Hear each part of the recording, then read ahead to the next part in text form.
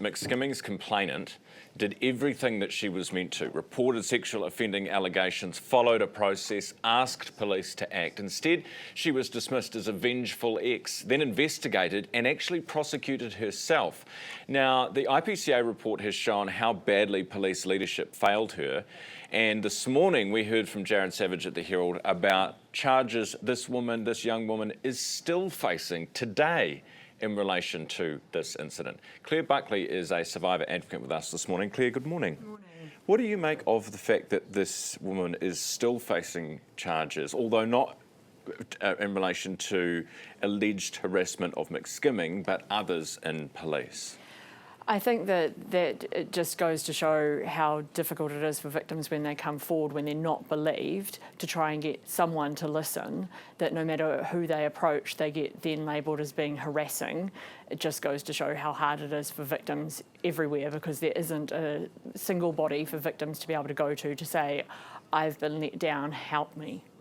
Is it a bit odd that we've had this 24 hours of apologies from police and from the new Commissioner Richard Chambers, while there's still the charges against her?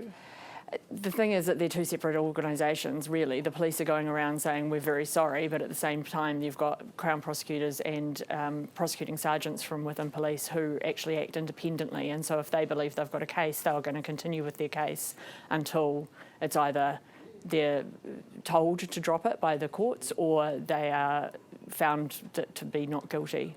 So they're going to continue to pursue their case while they believe that they have a good case.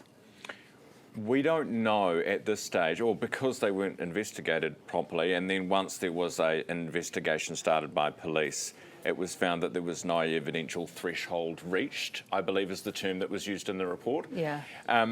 What do we conclude from that? The conclusion is that it's incredibly hard for any survivor of sexual harm to get any kind of justice because the threshold is incredibly high.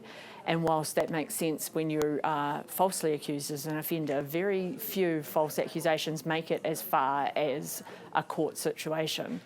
So we've got to refocus that kind of sexual harm to being to make it easier for victims to be able to get some kind of justice. The statistics on it are really appalling. Only 1 out of every 5 cases actually makes it to court, and those cases that do make it to court, only 1 in 3 are actually convicted. So that's a really poor statistic for any survivor of sexual harm to be facing, and the fact that this case didn't reach the threshold is just another example of why those cases don't make it to court. When you watch, and over the last 24 hours, the apologies from police, what they are vowing to do and to fix, I mean, they're saying all the right things. Would you agree with that? They are saying all the right things. It's not the people who cause the harm that are saying all the right things.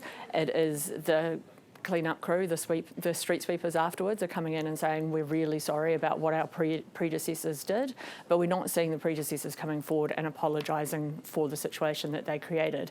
And that's what I'd really like to see, is say Andy Costa to come out into the media and say, I'm very sorry, I should have taken that more seriously, I should have not just automatically believed my colleague. We need to be seeing that kind of mea culpa from the people who actually caused the harm rather than this clean-up crew. Interesting. Appreciate you coming in this morning. Thanks for being with me. Thanks.